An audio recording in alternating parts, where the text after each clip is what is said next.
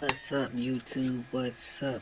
And we got our first movie today. So I'm gonna need for y'all to smash that like button, hit that subscribe, comment what y'all think, and don't forget to hit that bell, man. Let's get it.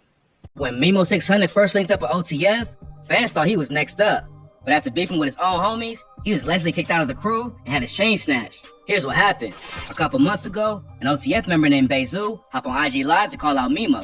During the session, Bezu showed off a chain that was allegedly snatched from Memo and said, Memo, I'm Memo killer for now on.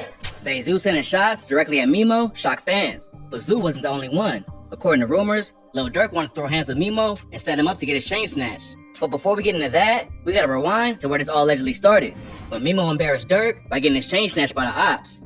A few years ago, OTF and 600 was tight, but when Lil Durk started to become one of the hottest artists in the game, 600 allegedly got jealous of his success. Supposedly, there was never no real beef, but something went down behind the scenes that was creating tension. Durk and the rest of OTF is still cool, but they're not as close as they used to be. One thing that might have been part of the problem was Durk signing rappers from 600 to OTF. Around that time, Booker from 600 went over to OTF and started rocking with them. And then, Durk's brother D-Thing ended up signing Memo after that. Rumors say that Durk never really liked Memo, but he's never confirmed that himself. Fans peep how Durk never pushed Memo's music like he did other dudes in OTF, and it seemed like Memo was getting put on the back burner. And something went down that gave Durk a real reason to have beef. In 2019, a rapper named TTB Nez went live on Instagram showing off an OTF chain. But it wasn't just a normal OTF piece. The chain Nez had was a special one with the words 600 Boys Forever on it. Durk had a few of these made for artists from 600, so the ops getting one was a major embarrassment. Nez ain't say whose chain it was, but his homie Drilla hopped in the comments and said, "Somebody explain this, and we gonna make your little shit look good. We gonna put a real chain with it." At Memo from 600. No one knows what really happened, but Memo came out and said he didn't get his chain snatched and that his own cousin stole it. He went on social media to defend himself and said, "It's one thing getting caught lacking, but for a motherfucker to set you up, it's pure snake shit. Especially a motherfucker with your same bloodline. They do anything for some clout, and I see the same motherfucker that was just on his trying to get down. It show you they only love you when it's beneficial." No matter how it happened, Memo still lost his chain, and Durk allegedly tried to get D-Thing to kick him out of OTF because of it.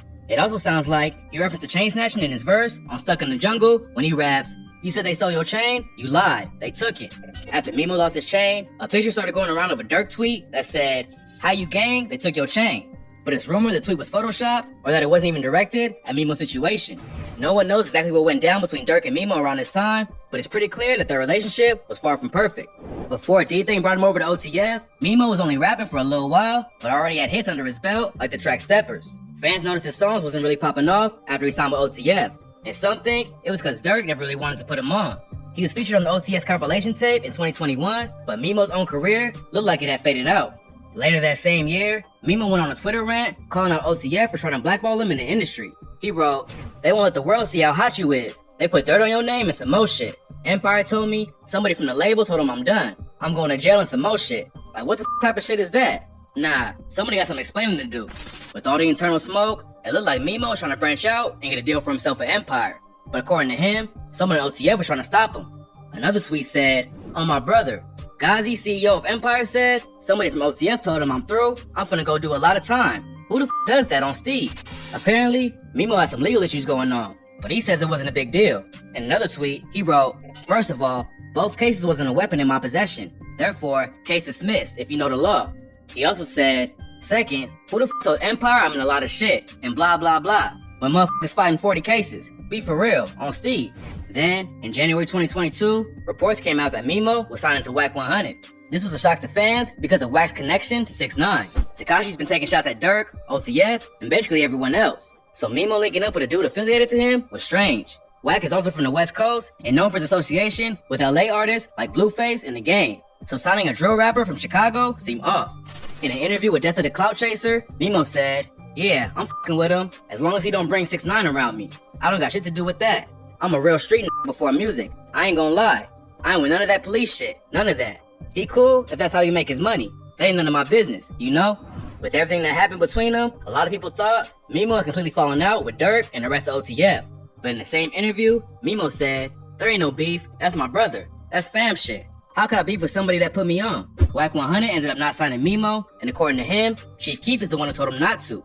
When Memo heard the news, he hopped on Clubhouse and went off on Keef, then said, "Whole motherfucking Glow gang full of goofies. I'm gonna treat they ass like the ops.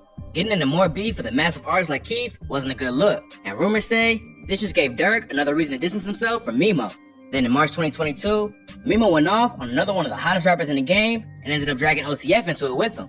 On March 4th, The Baby and NBA Youngboy dropped a collab tape on the same day as Von's posthumous album, What It Means to Be King. The Baby and Youngboy are two of the most talked about rappers in the industry, and a lot of fans expected their tape to blow up instantly. But Von's album ended up with more than double the sales.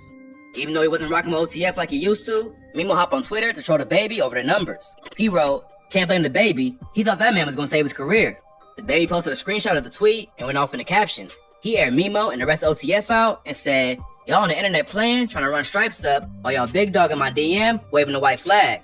Y'all must not be on the same page over there at OTF. But check this out, it ain't a gang, city, or neighborhood in the world scary enough to make Baby pick and choose who to get money with. I ain't one of them." Memo clapped back and said, "I watch all the killers turn internet, so don't say shit to me on Steve. I'll treat any motherfucker." He followed that up with, "That loyalty shit watered down. Everybody got their own definition. Don't tell me about no other I'ma stand on business, goofy." Youngboy and Dirk will never be cool after Von was killed, but The Baby was never part of the beef. Rumors say Memo starting drama without Dirk's permission is what made OTF turn against him for good. If the rumors is true, the timing makes sense. A few weeks after the Twitter beef was when Bezu hopped on IG Live and went after Memo. He said Memo put the internet in the streets business and shut off the chain that allegedly belonged to him.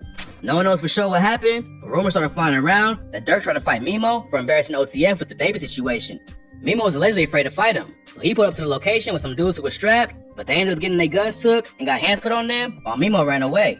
Memo says it's all cap and that he still has his chains. He tweeted, "I keep checking for my chain, thinking I got my shit took for real."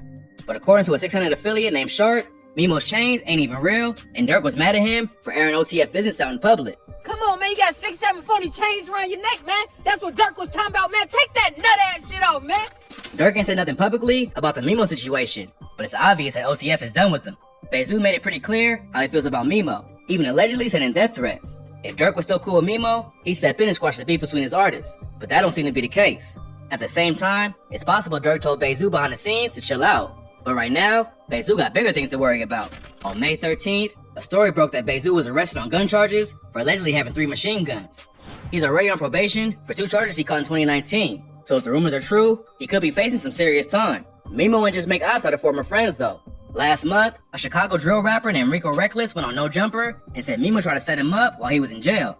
According to Rico, Memo and him had a small beef back in the day, but it wasn't nothing serious. But when Memo found out Rico was locked up with some dudes he knew, he allegedly tried paying them to jump him.